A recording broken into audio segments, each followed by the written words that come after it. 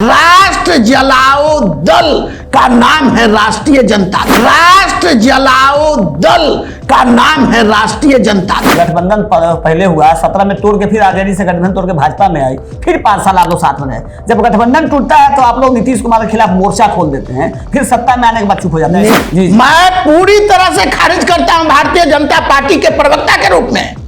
ये आरोप लगाने वाले लोग पगला गए हैं, ये सारे लोग नाटकबाज हैं। वे जाकर वैसे भ्रष्टाचारियों से मिले लालू यादव के। जी मैं तो कहता हूं राष्ट्रीय जनता दल से गठबंधन है ना भाई। आज राष्ट्रीय जनता दल को क्यों लोग बोल रहा है? राष्ट्र जलाओ दल का नाम है राष्ट्रीय जनता दल। आप देख रहे हैं केवल सच न्यूज। नमस्कार, आप देख रहे हैं केवल सच न्यूज। मैं हूं ब्रजेश मिश्रा।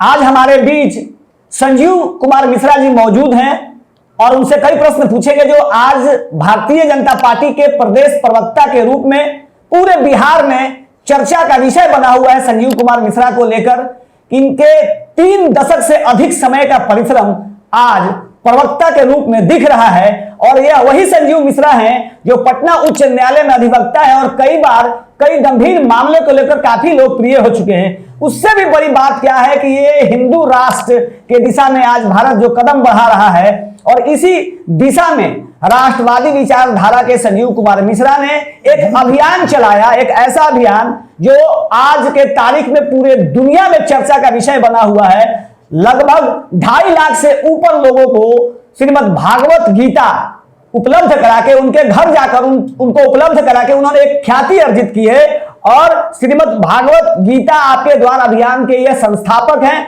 और इन्होंने काफी मेहनत किया है, परिश्रम किया है और आज भारतीय जनता पार्टी में इनका एक अपना कद है।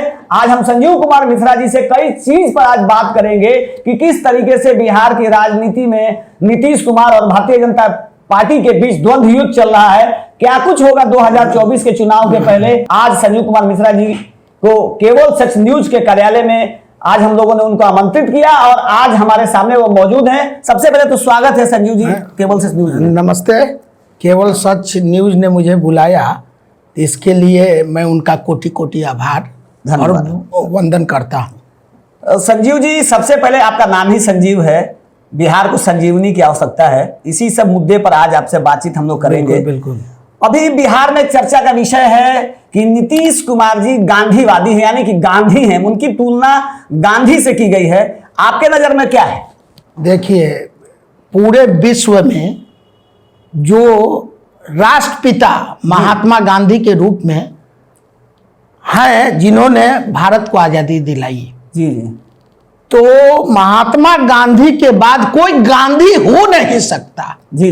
अगर आदरणीय नीतीश कुमार जी मुख्यमंत्री जी को कोई गांधी कहता है जी, तो महात्मा गांधी का अपमान करता है। ये वैसे लोग हैं जो महात्मा गांधी का अपमान कर रहे हैं। जी जी, उनको गांधी बता के, गांधी कह के मैं आदरणीय मुख्यमंत्री जी से पूछना चाहता हूं आपके केवल सच के माध्यम से कि वो बताएं क्या वो गांधी हैं क्या? और गली कूचे में रहने वाले मेंटली डिसेबल व्यक्ति ही ऐसा बात कर सकता है। जो मानसिक रूप से दिव्यांग हो चुका है, उसी का काम है कि चलते फिरते राह चलते लोगों को गांधी बता दे। नीतीश कुमार जी को शायद अच्छा लग रहा होगा, आपकी पार्टी जब सत्ता में थी, जदयू और नीतीश कुमार मतलब जो गठबंधन था एनडीए का, तो उस समय भी भारतीय जनता पार्टी के भी कई नेता उनको युग पुरुष, सुशासन बाबू कई नाम से उपाधि से नवाजते थे। सत्ता से बाहर आने के बाद ये बौखलाहट है या फिर वास्तविक सच्चाई? देखिए, काम का इनाम जी जी लोगों को मिलता है। जी जी, अगर आप अच्छा काम करते हैं जी तो आपको लोग सुशासन बाबू कहेंगे। जी जी, अगर आपके काम अच्छे नहीं होंगे जी, आपके पैर भटक जाएंगे, जी जी, काम करने के तरीके जी जी, दूसरे तरीके से होंगे, तो निश्चित रूप से आपको कोई शासन बाबू, सुशासन बाबू नहीं, आपको जिस तरीके का विशेषण देना होगा तो आप कुशासन बाबू माने जाएंगे। अगर काम आपके गलत। वर्तमान में किस उपाधि से भारतीय जनता पार्टी भारतीय जनता पार्टी उपाधि बांटने में विश्वास नहीं करती है। जी जी। भारतीय जनता पार्टी अपने पार्टी नीति और सिद्धांतों जी जी के बल पर काम करती है और हम लोग उपाधि बांटने का काम नहीं करते हैं। लेकिन अगर नीतीश कुमार जी को बिहार के 12.5 करोड़ जनता अगर दुखी है तो और वो जनता उनको कुशासन बाबू कह रही है, भारतीय जनता पार्टी क्यों कहेगी? ये तो आपका कहना है, लेकिन हर बार पिछले 2005 से लेकर 2023 चल रहा है और हर बार नीतीश कुमार ही मुख्यमंत्री का चेहरा रहते हैं। मुख्यमंत्री हैं भी भाजपा की साथ में हो या फिर राजद साथ में हो, दोनों ही स्थिति में आज नीतीश कुमार का विकल्प भाजपा में कौन है? देखिए, हमारे यहाँ भारतीय जनता पार्टी का एक एक कार्यकर्ता मुख्यमंत्री के लायक है। जी जी। हमारी भारतीय जनता पार्टी जो नीति सिद्धांत पंडित दीनदयाल उपाध्याय, श्यामा प्रसाद मुखर्जी के उनके दर्शन को लेकर चलती है, भारतीय जनता पार्टी का हर चेहरा मुख्यमंत्री के काबिल है। यह मैं आपको बताना चाहता हूं। अंदर खाने से इस बात की चर्चा बहुत जोरों पर है कि नीतीश कुमार को फिर से एनडीए में लाने के लिए बड़ी देखिए, आप बार बार अमित शाह जी बिहार ही क्यों आ रहे हैं? देखिए, केवल सच जी, नाम ही है केवल सच। जी जी।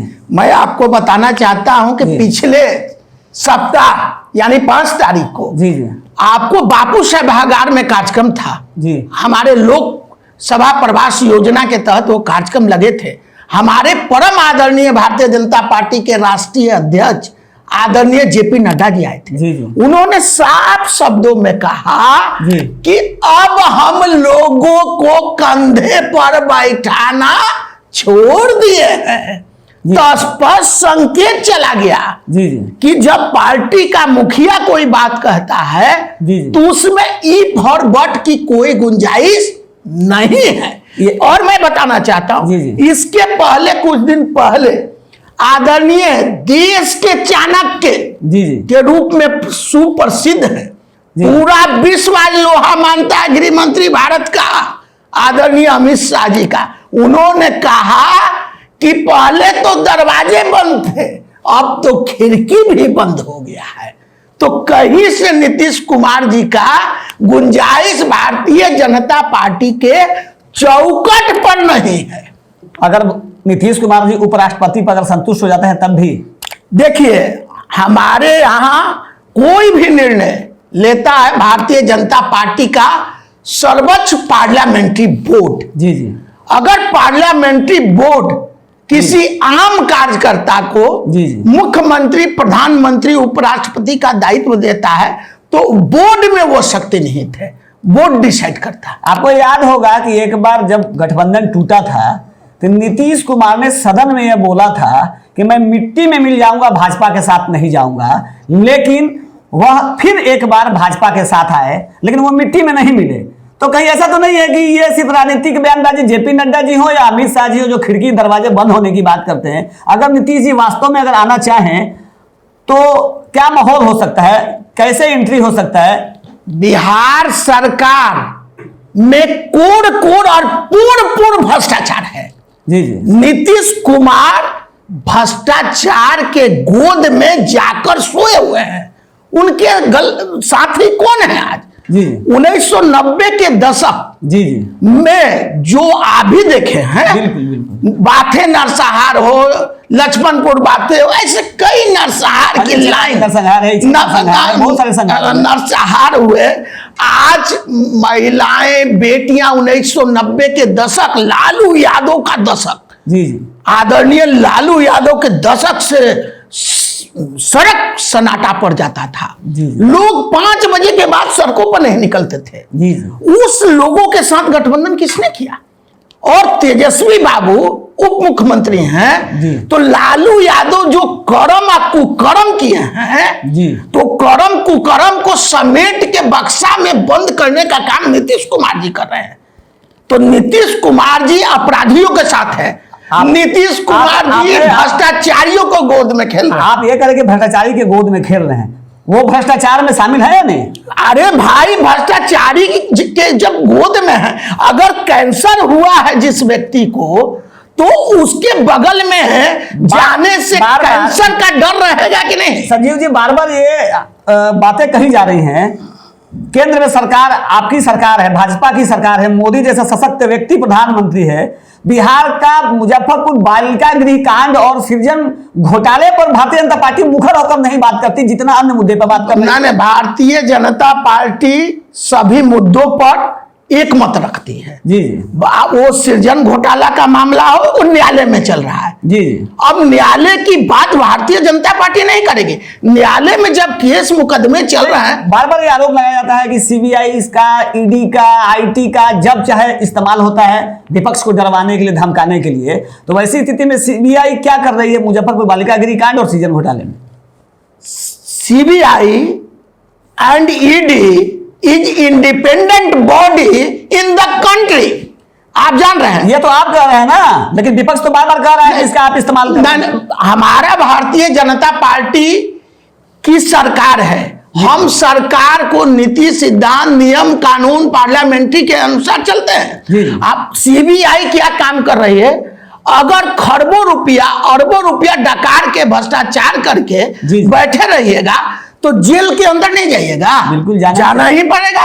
अगर ईडी का छापा पड़ रहा है, संजीव मिश्रा के घर पर छापा क्यों नहीं पड़ रहा है? जी, हमारे घर पर ईडी आए, मैं वेलकम कर रहा हूं। वो आप अगर भ्रष्टाचार में लिप्त है, बालू खनन में लिप्त हैं, जी, ऐसे कई लोग जिनके ईडी के छापे पड़ रहे हैं, सीबीआई के छापे पड़ रहे हैं, ये सारे लोग कहीं ना कहीं संलिप्त हैं, कहीं भ्रष्टाचार में लिप्त है, गलत काम में लिप्त है, आय से अधिक संपत्ति में लिप्त है। तो इनको ईडी और सीबीआई का छापा पड़ रहा है, तो इसमें कौन सा बुरा भरा है? अच्छी बात है। नहीं, छापा पड़ना तो अच्छी बात है, लेकिन विपक्ष का यह कहना कि आप उसका गलत इस्तेमाल कर रहे हैं, आप प्रेशर पॉलिटिक्स कर रहे हैं, इसीलिए सीबीआई इशारे पे चलती है, ईडी इशारे पे चल रही है। देखिए, हम पहले बार भी आपको कहा कि ईडी और सीबीआई का अपना काम है, जी, उससे भारत की सरकार को, मतलब आपकी पार्टी कोई लेना देना नहीं है। ये आरोप खाली लगता है। ये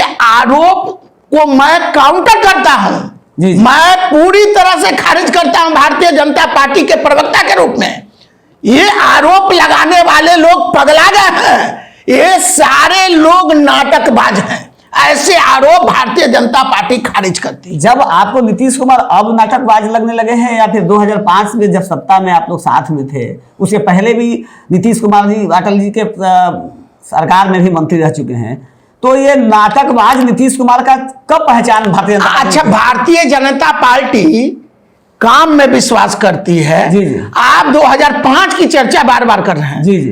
अगर 2005 में जी हम मुख्यमंत्री बनाने का अवसर उनको दिया, मुख्यमंत्री की कुर्सी दी, जी जी। हम लोग भी 11 16 मंत्री कैबिनेट में रहे, हम अच्छा काम करते रहे, लेकिन वे जाकर वैसे भ्रष्टाचारियों से मिले, लालू यादव के।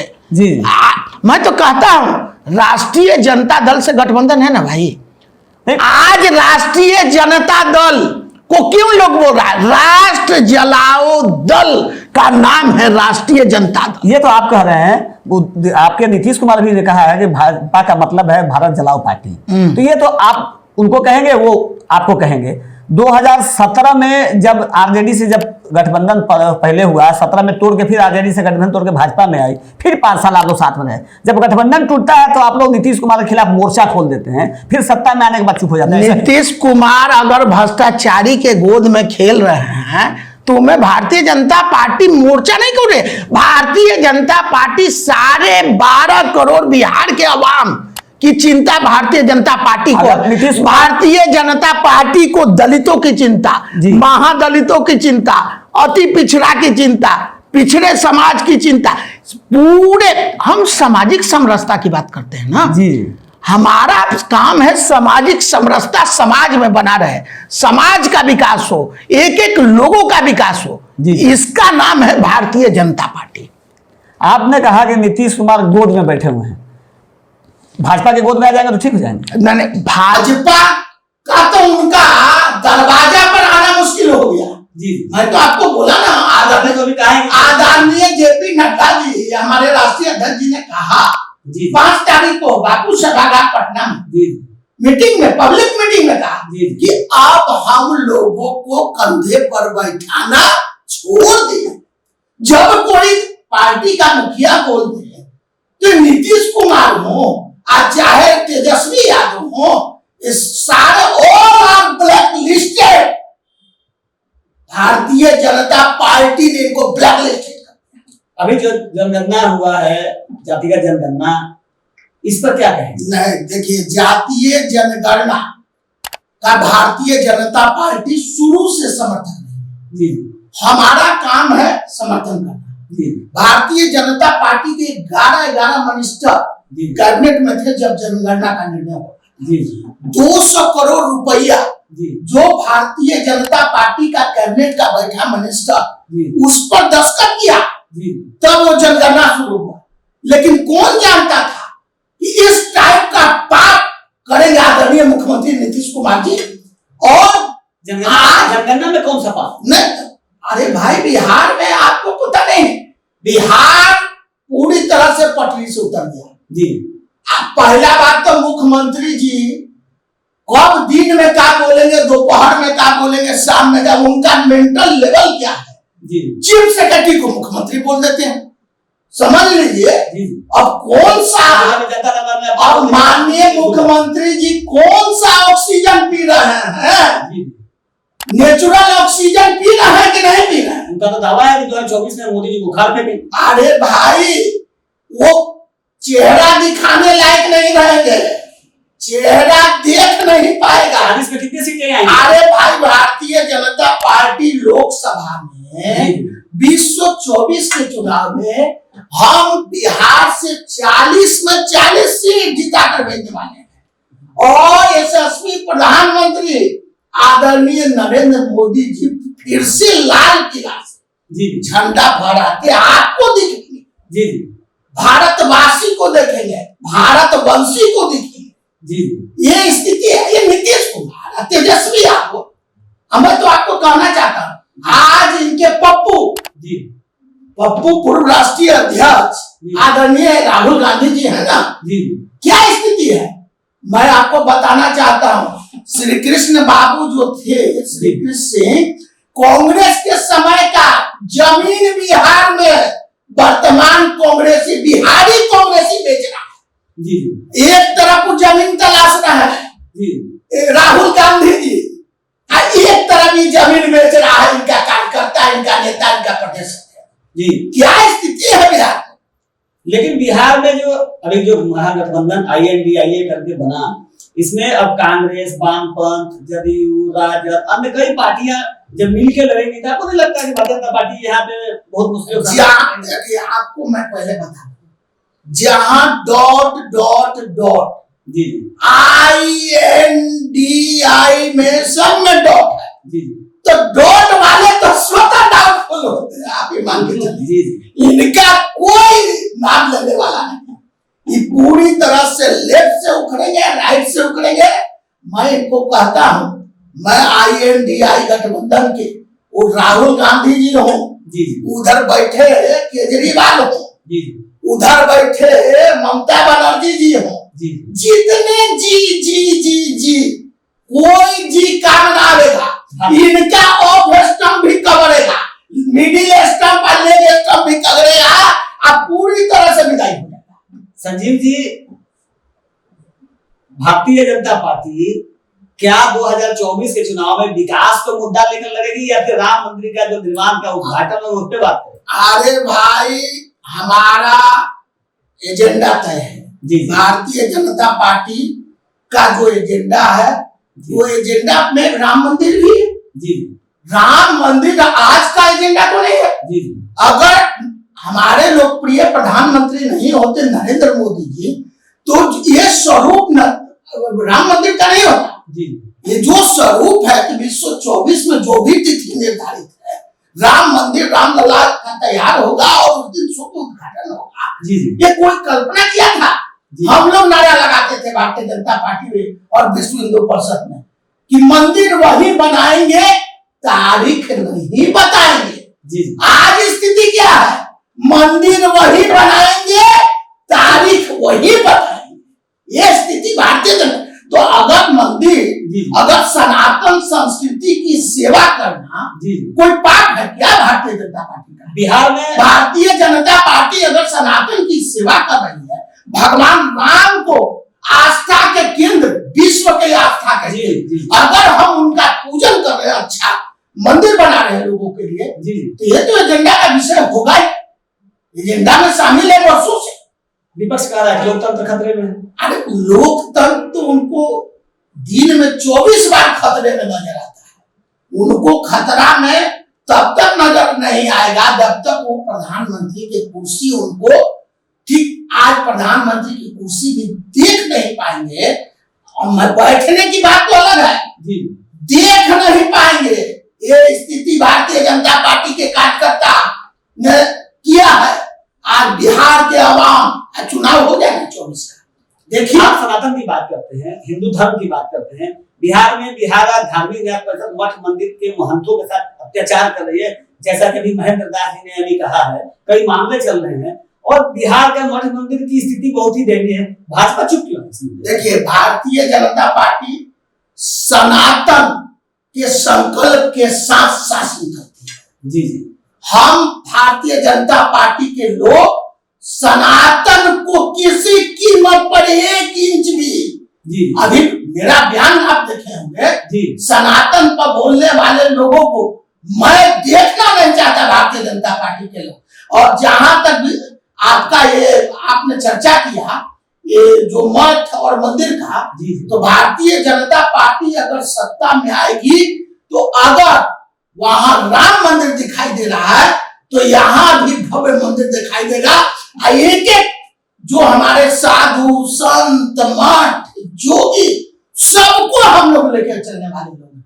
भारतीय जनता पार्टी धार्मिक न्यास जो आपका बोर्ड है, परिषद है, उसको हम लोग समीक्षा करेंगे, हम लोग छोड़ने वाले थोड़े हैं। संजीव मिश्रा टिकट के लिए, विधानसभा के टिकट के लिए पार्टी के कार्यालय के बाहर ही आंदोलन हो जाते हैं। क्या 2025 में विधानसभा का टिकट मिलेगा क्या? देखिए भारतीय जनता पार्टी का कार्यकर्ता के रूप में अच्छा लगता है। जी आप मान लीजिए, आज जहां तक आप चर्चा 215 का कर रहे हैं, तो गांधीवादी तरीके से अपनी बात कहना कोई अपराध नहीं है। मैं अगर कोई बात पहुंचाने का काम भारतीय जनता पार्टी के नेताओं के समझ किया तो अपराध नहीं है। मैं अपनी बात पहुंचाऊंगा। मैं कोई तोड़ फोड़ और सेटिंग की राजनीति में विश्वास नहीं करता। लोकतांत्रिक व्यवस्था के तहत नहीं, लोकतांत्रिक व्यवस्था के तहत अपनी बात कहना कहीं से अपराध नहीं। आपको मैं बता देना चाहता हूँ, भारतीय जनता पार्टी लोकतंत्र में विश्वास करती है। पटना उच्च न्यायालय का अधिवक्ता भी है और श्रीमद् भागवत गीता आपके द्वारा अभियान संस्थापक भी हैं। आपने कई लोगों को आम से लेकर खास और हर एक छोटे तबके, हर वर्ग के लोग के, मैंने यहाँ तक आपका एक वीडियो भी देखा है या प्रचार फेसबुक पर मीडिया पर देखा है कि आपने संख्या को भी भागवत गीता दी है। क्या इसके पीछे मंशा क्या है? देखिए सनातन संस्कृति का सबसे प्राचीन ग्रंथ भगवान कृष्ण की वाणी जिसे निकला हुआ श्रीमद् भागवत गीता, जो गीता पढ़ लेगा वो कोई अपराध नहीं करेगा, कोई भ्रष्टाचार नहीं करेगा, सही मार्ग पर चलेगा। मेरा संकल्प है श्रीमद् भागवत गीता आपके द्वार अभियान, जिसके मुख्य मार्गदर्शक, मुख्य संरक्षक जो राम मंदिर बन रहा है, फुल बेंच में जिन्होंने भगवान राम का साथ दिया था, धर्म चक्रवर्ती, पद्म विभूषण, जगत गुरु स्वामी रामभद्राचार्य जी महाराज गीता अभियान के मुख्य मार्गदर्शक है। उनके नेतृत्व में अभियान चल रहा है। आज आप ही ने कहा आम से खास तक, मैं तो मोची भाई तक, हाई कोर्ट में हम रहते हैं, वह मोची का काम करने वाला ललित उनको भी मैंने गीता, मैं अल्पसंख्यक समाज के लोगों को, मैं ईसाई समाज के लोगों को, हर जाति वर्ग के लोगों के बीच गीता पहुंचेगा तो मानव से मानव को जोड़ने का अभियान, मानव से मानव को जोड़ने का अभियान। हम कहते हैं आपको BDO, CEO, SDO, IAS, IPS बनना बहुत आसान है जी, लेकिन एक अच्छा मानव बनना बड़ी कठिन बात। आप ये संजीव जी, एक तरफ यह भी चर्चा होता है कि भगवत गीता लोगों तक पहुंचा के आप एक अच्छा काम कर रहे हैं। भारत जोड़ो अभियान, जिस तरीके से राहुल गांधी आपने भी मानव जोड़ो अभियान चलाया है, कहीं यह भी चर्चा चल रहा है कि संजीव मिश्रा जी के टिकट के लिए एक बहुत बढ़िया सशक्त माध्यम है भागवत गीता, क्योंकि पिछले 3 दशक से अधिक समय का परिश्रम तब रंग लाया जब आपने श्रीमद् भागवत गीता आपके द्वारा अभियान चलाया और आज आप प्रदेश प्रवक्ता के रूप में, ऐसी चर्चा है, मैं आरोप नहीं लगा था। और कहीं भागवत गीता के माध्यम से जो आप प्रचार प्रसार कर रहे हैं और जो एक जोड़ने का अभियान जो आप बात कर रहे हैं मानव जोड़ो अभियान का, कहीं टिकट के लिए ये एक राजनीतिक प्रयास तो नहीं है? देखिए, हम भारतीय जनता पार्टी जी, अखिल भारतीय विद्यार्थी परिषद जी, राष्ट्रीय स्वयंसेवक संघ के स्वयंसेवक जी, मैं 32 वर्षों का पुराना और समर्पित जी, तो 32 वर्षों की मेरी यात्रा जी, केवल एमपी विधायक, जी, एमएलसी बनने की यात्रा नहीं है जी, मेरी यात्रा, मेरा संकल्प आपको दिखाई दिया 3 वर्षों में जी, 2.5 लाख गीता। जी, तो गीता अभियान को पॉलिटिक्स से आप जोड़ कर नहीं देख सकते। जी, वो सनातन संस्कृति को, झंडा को बुलंद करने का अभियान है। जी, हम चाहते हैं कि ब्रजेश मिश्रा हो या त्रिलोकीनाथ जी, या परशुराम शर्मा हो, जी, चाहे कोई जी हो, भगवत गीता का मैं आपको बताना चाहता हूं, मेरे पास भगवत गीता में दिखा रहा हूं, मेरे पास दोनों पैकेट में भगवत गीता एनी टाइम रहता है। आपको मैं आपको दिखा रहा हूं जी, और गीता का कई स्वरूप है गीता प्रेस का। जी, मैं गीता प्रेस का गीता स्वयं परचेज करता हूं अपने वकालत के पैसे से और लोगों में जन जागरण पैदा करता हूं। भगवान कृष्ण का संदेश को पढ़िए, देखिए गीता पर, आप भी देखिए गीता पर जगत गुरु राम भद्राचार्य जी का चित्र हम लोग लगा के रखते हैं और 18 अध्याय 7 श्लोक, ये भी गीता आप पढ़िएगा, आपका मन एकदम प्रफुल्लित हो जाएगा। तो इस काम ऐसा कीजिए ना कि भगवान भी आपका नाम ले कि मैंने जिसको धरती पर भेजा क्या काम कर रहा है भाई। संजीव जी, आप एक तरफ भागवत की बात कर रहे हैं, दूसरी तरफ नीतीश जी से बुद्ध की बात कर रहे हैं, बुद्ध के प्रचार प्रसार में लगे हुए, जैसा कि उनका कार्यशैली से दिखता है। तो क्या लगता है कि बिहार में जिस तरीके से यहाँ पे जिस तरीके का जनगणना में दिखाया गया, अल्पसंख्यक की संख्या, यादवों की संख्या, इधर नीतीश कुमार जी की बिरादरी जो पूर्वी उसकी संख्या बढ़ी है और बाकी जातियों के लोगों में जैसे लगता है कि सरकार चाहे वो केंद्र में पहले यूपीए भी हो या आज वर्तमान में मोदी जी की जो नारा था जनसंख्या नियंत्रण हम दो हमारे दो, तो क्या इन लोगों ने पालन किया, इन लोगों ने पालन नहीं किया? आपको बता दें, जातीय जनगणना के जो आंकड़े हैं जी, उसकी समीक्षा की जरूरत है। जी, कोई कह दे अमुक वर्ग का इतना है, अमुक वर्ग, मैं तो आपको कहा अफसर शाही शरद चट्टर बोल रहा है।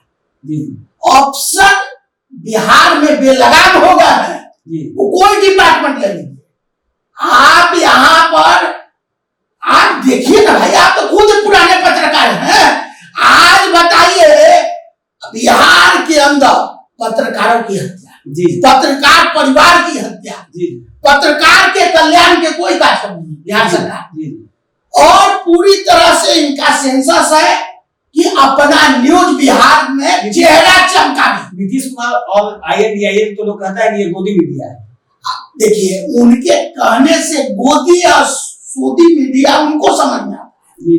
मैं सीधा कहना चाहता हूं कि बिहार में सुशासन नहीं कुशासन है। आप सड़क सड़क पर भ्रष्टाचार, कदम कदम पर भ्रष्टाचार, इसका परिणाम इसके मुखिया है नीतीश कुमार, आदरणीय मुख्यमंत्री। भ्रष्टाचार इनको 2025 में जनता वैसे पैदल करेगी। आए थे कल्याण विधायक से ना, नालंदा जिला से, पुनः मुझको भव फिर से चूहा हो जाओ और कल्याण विधायक वापस चले जाओ। ये होने वाला है 25 में। बिहार की 12.5 करोड़ जनता करने वाली है, अब करने वाली। अभी आप सुन रहे थे, काफी जोश में है संजीव कुमार मिश्रा जी।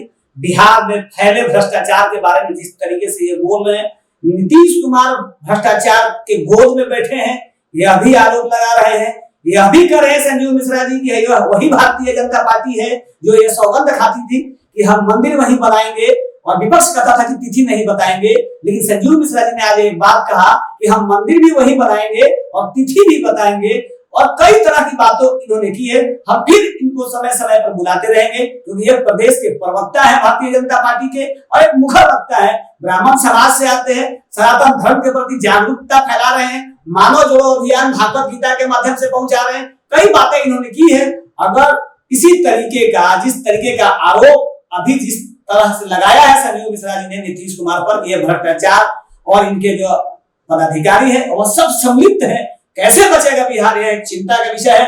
अगर संजीव मिश्रा की बातों में दम है तो निश्चित तौर पे बिहार बहुत ही संक्रमण के दौर से गुजर रहा है। आप देख रहे थे केवल सच न्यूज, मैं हूं ब्रजेश मिश्रा और हमारे साथ संजीव कुमार मिश्रा जी। धन्यवाद।